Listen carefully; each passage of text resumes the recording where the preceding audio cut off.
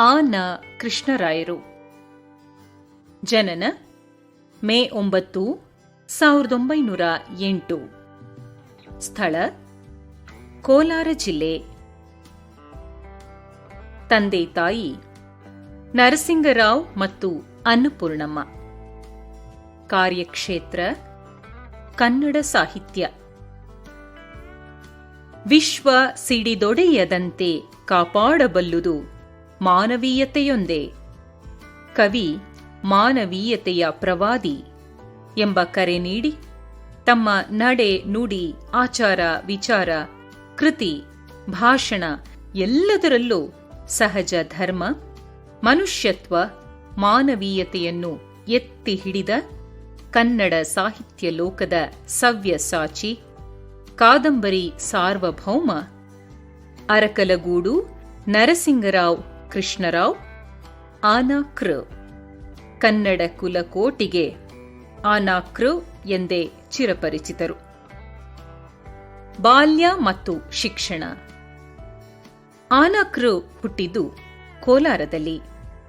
ಕುಟುಂಬದ ಮೂಲ ಹಾಸನ ಜಿಲ್ಲೆಯ ಅರಕಲಗೂಡು.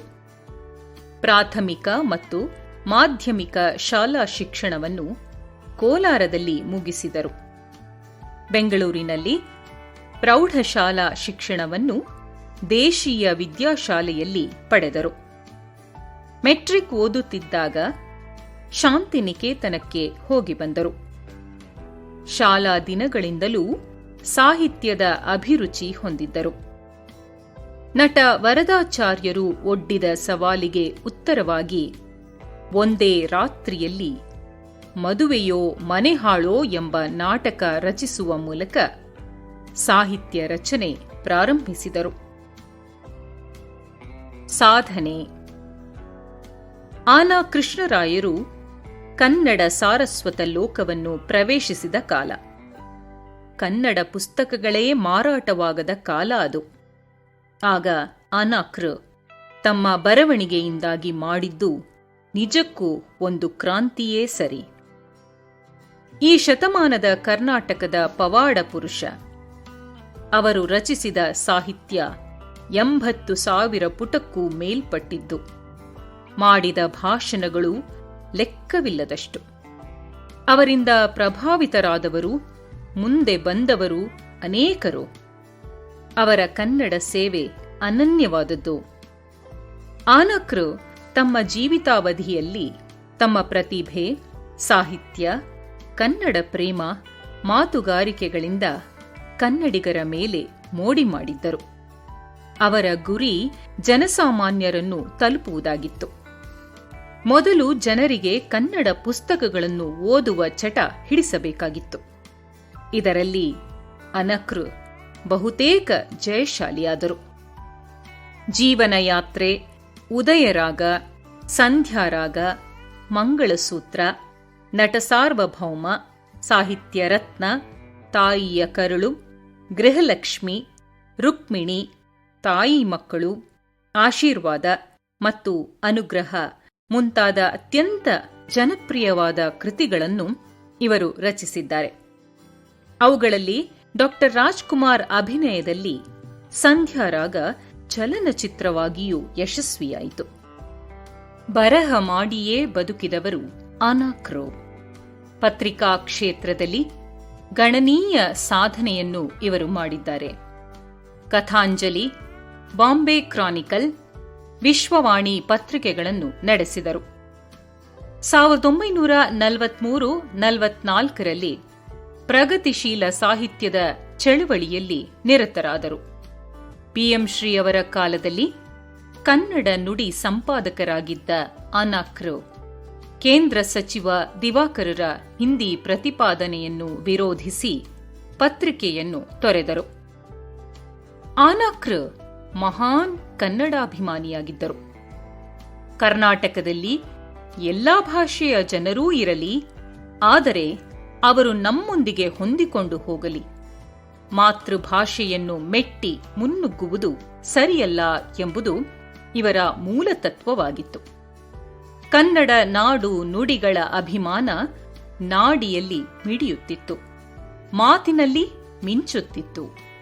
ಕನ್ನಡ ಪರ ಹೋರಾಟಕ್ಕೆ ವಿಶಿಷ್ಟ ಘನತೆಯನ್ನು ತಂದುಕೊಟ್ಟ ಅಪೂರ್ವ ಸೇನಾನಿ ಆನಾ ಕೃಷ್ಣರಾಯರು.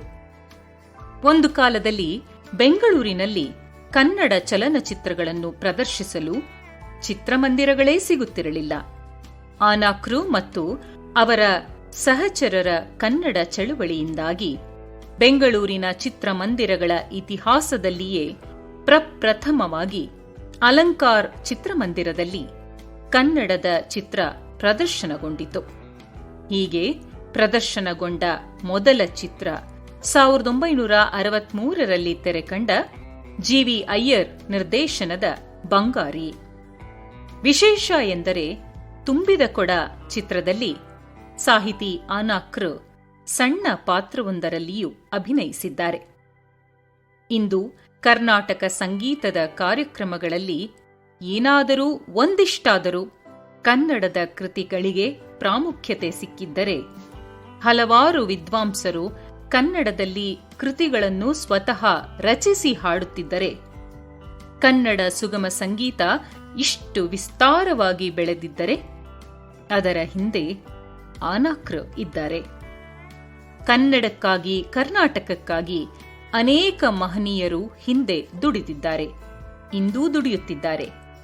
ಆದರೆ ಆನಾಕ್ರು ತಮ್ಮ ಸಾಧನೆ, ಶ್ರಮಗಳಿಂದ ಎಲ್ಲರಿಗಿಂತ ಮುಂದಿದ್ದಾರೆ ಎಂಬುದು ಅತಿಶಯೋಕ್ತಿಯಲ್ಲ. ನೃತ್ಯಗಾರನಾಗಿರಲಿ, ಸಂಗೀತಗಾರನೇ ಆಗಿರಲಿ, ಸಾಹಿತಿಯಾಗಿರಲಿ, ಪತ್ರಕರ್ತನೇ ಆಗಿರಲಿ, ಚಿತ್ರಕಾರನಾಗಿರಲಿ, ನಾಟಕಕಾರನಾಗಿರಲಿ, ವಿದ್ಯಾರ್ಥಿಯಾಗಿರಲಿ, ಅಧ್ಯಾಪಕನಾಗಿರಲಿ, ಪ್ರಕಾಶಕನಿರಲಿ, ಯಾರೇ ಬಂದರೂ ಅವರ ಮನೆ ಅನ್ನಪೂರ್ಣ ಸ್ವಾಗತಿಸಿ ಸತ್ಕರಿಸುತ್ತಿತ್ತು. ಆನಾಕ್ರು ಅನೇಕ ಯುವ ಪ್ರತಿಭೆಗಳನ್ನು ಹುಡುಕಿದರು, ಹೆಕ್ಕಿ ತೆಗೆದರು, ಹುರಿದುಂಬಿಸಿದರು, ಅವರ ಬಗ್ಗೆ ಬರೆದರು. ತಮ್ಮ ಕಾದಂಬರಿಗಳ ಮೂಲಕ ಕನ್ನಡ ಓದುಗರನ್ನು ಹೆಚ್ಚಿಸಿದ್ದು ಇವರ ಹೆಗ್ಗಳಿಕೆ. ಕನ್ನಡ, ಕನ್ನಡಿಗರು ಭಾರತದ ಅಷ್ಟೇಕೆ ಜಗತ್ತಿನ ದೃಷ್ಟಿಯಲ್ಲಿದ್ದರೆ ಇದಕ್ಕೆಲ್ಲ ಆನಾಕ್ರು ಬಹುಮಟ್ಟಿಗೆ ಕಾರಣರೆಂದರೆ ಅತಿಶಯೋಕ್ತಿಯಲ್ಲ. ಸಾಹಿತ್ಯ, ಸಂಗೀತ, ಚಿತ್ರಕಲೆ, ನಾಟ್ಯ, ನಾಟಕ ಕಲೆಗಳಲ್ಲಿ ಅಪಾರ ಒಲವು, ವಿಮರ್ಶಾ ಶಕ್ತಿ ಇದ್ದ ಆನಾಕ್ರು ಅವರು ಅವೆಲ್ಲ ವಿಷಯಗಳ ಬಗ್ಗೆ ಕೃತಿಗಳನ್ನು ರಚಿಸಿದ್ದಾರೆ.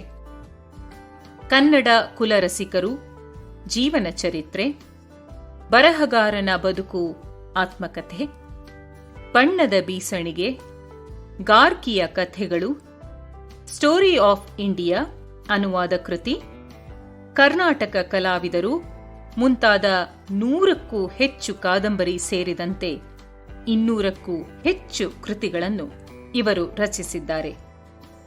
ಆನಾ ಕೃಷ್ಣರಾಯರ ಮೊದಲನೆಯ ಕಾದಂಬರಿ ಜೀವನ ಯಾತ್ರೆ, 100ನೆಯ ಕಾದಂಬರಿ ಗರುಡಮಚ್ಚೆ. ಪ್ರಶಸ್ತಿಗಳು. ಮೈಸೂರು ವಿಶ್ವವಿದ್ಯಾಲಯವು ಇವರಿಗೆ 1907ರಲ್ಲಿ ಗೌರವ ಡಾಕ್ಟರೇಟ್ ನೀಡಿ ಸನ್ಮಾನಿಸಿತು.